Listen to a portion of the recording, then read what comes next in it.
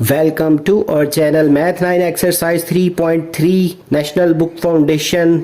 इस एक्सरसाइज को हम ऑलरेडी सॉल्व कर रहे हैं। इसका जो क्वेश्चन 5 है वो हम इस वीडियो में सॉल्व करेंगे। क्वेश्चन 5 में है गिवन, इसमें ए सेट के एलिमेंट्स भी हैं, बी के भी और सी वाले के भी। इसके 3 पार्ट्स हैं, तो ये 2 ऊपर लिखे मैंने फिलहाल।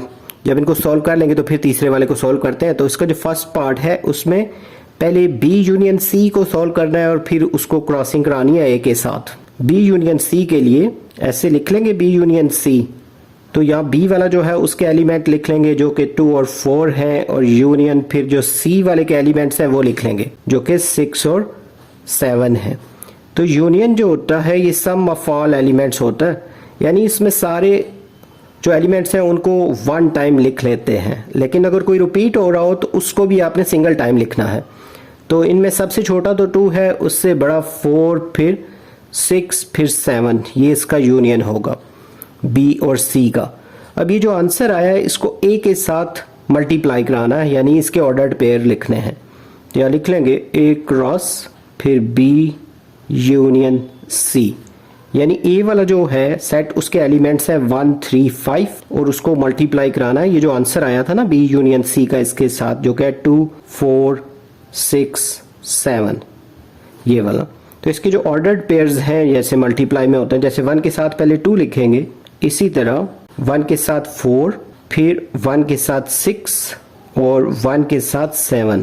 इस तरीके से इसके ऑर्डर्ड पेयर लिखने। फिर 3 के साथ भी इन सारों को बारी बारी लिख लेंगे। 3 के साथ 2, फिर 3 के साथ 4, फिर 3 के साथ 6, इसी तरह 3 के साथ 7 और 5 के साथ भी ये सारे लिखने हैं। यहाँ पे ये छोटी ब्रैकेट है इस तरफ। 5 के साथ पहले 2 लिखेंगे, फिर 5 के साथ 4, फिर 5 के साथ 6, फिर 5 के साथ 7। तो इस तरीके से इसके ऑर्डर्ड पेयर और ये इसका आंसर आ रहा है ए क्रॉस और बी यूनियन सी का। इसी तरह ये जो इसका सेकंड पार्ट है इसमें पहले ए क्रॉस बी फाइंड करना है, फिर ए क्रॉस सी फाइंड करना है, फिर इन दोनों के जो आंसर्स हैं उनका यूनियन फाइंड करना है। तो पहले ए क्रॉस बी फाइंड करते हैं। ए क्रॉस बी के लिए ए वाले सेट के एलिमेंट्स लिख लेंगे जो कि हैं 1, 3 और 5, और मल्टीप्लाई में जो बी वाले सेट के हैं एलिमेंट्स वो 2 और 4 हैं। तो इनके जब ऑर्डर्ड पेयर्स लिखेंगे यूं मल्टीप्लाई के दौरान, तो 1 के साथ 2 आएगा, इसी तरह 1 के साथ 4, फिर 3 के साथ 2, फिर 3 के साथ 4, 3 के साथ 2, फिर 3 के साथ 4, इसी तरह 5 के साथ 2 और 5 के साथ 4। ये इसके जो क्रॉस में ना ऑर्डर्ड पेयर आएंगे ए क्रॉस बी के। इसी तरह फिर ए क्रॉस सी फाइंड करेंगे। यहाँ पे लिखेंगे ए क्रॉस सी, इसमें ए वाले सेट के जो एलिमेंट्स हैं पहले वो लिख लें। उसमें है 1, 3, 5 क्वेश्चन के अकॉर्डिंग, और इसको क्रॉस यानी मल्टीप्लाई कराना है सी वालों के साथ, और सी में तो सिर्फ 6 और 7 ही है।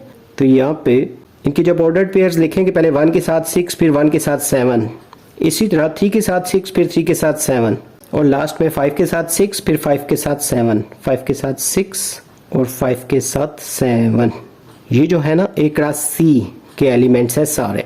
अब इन दोनों को जब यहाँ लिखा था कि ए क्रॉस बी और ए क्रॉस सी करने के बाद इनके जो आंसर्स हैं उनका यूनियन फाइंड करना है। तो यहाँ पे लिख लेंगे a cross b union a cross c. तो इसके जो दोनों आंसर थे, ये क्रॉस बी के जो आंसर हैं ये वाले जो एलिमेंट्स हैं, इसी तरह जो ए क्रॉस सी वाले हैं, इनके सारे ऑर्डर्ड पेयर्स को लिख लेंगे, लेकिन कोई अगर मैच हो रहा हो तो वो रिपीट नहीं करना। तो ए क्रॉस बी वाले जो है इनमें जैसे ये 1, 2 है, तो यहाँ पे तो कोई भी 1, 2 नहीं है, तो यहाँ पे ये पहला वाला एलिमेंट जो है ये 1, 2 लिख लेंगे। इसी तरह 1, 4 है वो इसमें नहीं है 1, 4, तो यहाँ पे 1, 4 लिख लेंगे। इसी तरह 3, 2 है वो भी इसमें नहीं है, तो यहाँ पे 3, 2 लिख लेंगे। फिर 3, 4 भी इसमें नहीं है, 5, 2 भी इसमें नहीं है, इसी तरह 5, 4 जो है वो भी इसमें नहीं है। यानी पहले ए क्रॉस बी वाले सारे ही एलिमेंट लिख लेंगे क्योंकि वो ये वाले इसमें है ही नहीं। 3, 4, फिर 5, 2, 5, 4, और इससे आगे ये वाले जो आए थे ना ये सारे भी लिखने हैं। 1, 6, 1, 7, 3, 6, 3, 7 और 5, 6, फिर 5, 7। ये सारा जो सेट आया है ये यूनियन का है ए क्रॉस बी और ए क्रॉस सी का। अब लास्ट में जो इसका थर्ड पार्ट था क्वेश्चन का, थर्ड पार्ट में कहा गया था वेरीफाई करें ये जो फर्स्ट वाला पार्ट था ना a cross b union c, और जो सेकंड पार्ट था a cross b union a cross c, इन दोनों के जो आंसर हैं वो इक्वल हैं। तो यहाँ पे देखेंगे ये जो हमारे आंसर हैं कि ए क्रॉस बी यूनियन सी का ये जो पहला एलिमेंट है, जैसे ये 1 और 2, फिर 1 और 4, ये देखें ना ये वाले 1 2 1 4 ये मैच कर रहे हैं आपस में। इसी तरह ये थोड़े ऑर्डर में नहीं है, आप इनको ऑर्डर में लिख सकते हैं।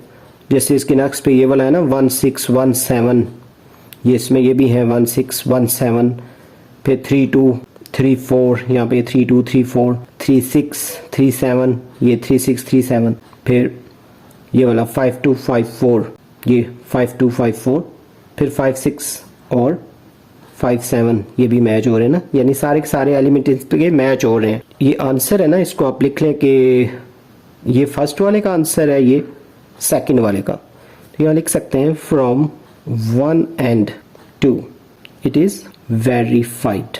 तो अब ये यूं भी लिख सकते हैं यहाँ पे कि लेफ्ट हैंड साइड जो है वो इक्वल है राइट हैंड साइड के, यानी जो इसका आंसर था वो सारा का सारा और इसका आंसर वो दोनों इक्वल है। आप इन दोनों के आंसर्स भी लिख सकते हैं, यहाँ पे एक आंसर लिख के इक्वल में दूसरा है, इसको भी लिख के इस तरह भी लिख सकते हैं कि ये दोनों आंसर्स इक्वल हैं। तो यहाँ पे जो हमारा क्वेश्चन 5 है वो भी कंप्लीट हो गया है। उम्मीद है ये क्वेश्चन आपको समझ आ गया होगा। जल्द न्यू वीडियो में नए लेक्चर के साथ मिलेंगे। Have a nice time.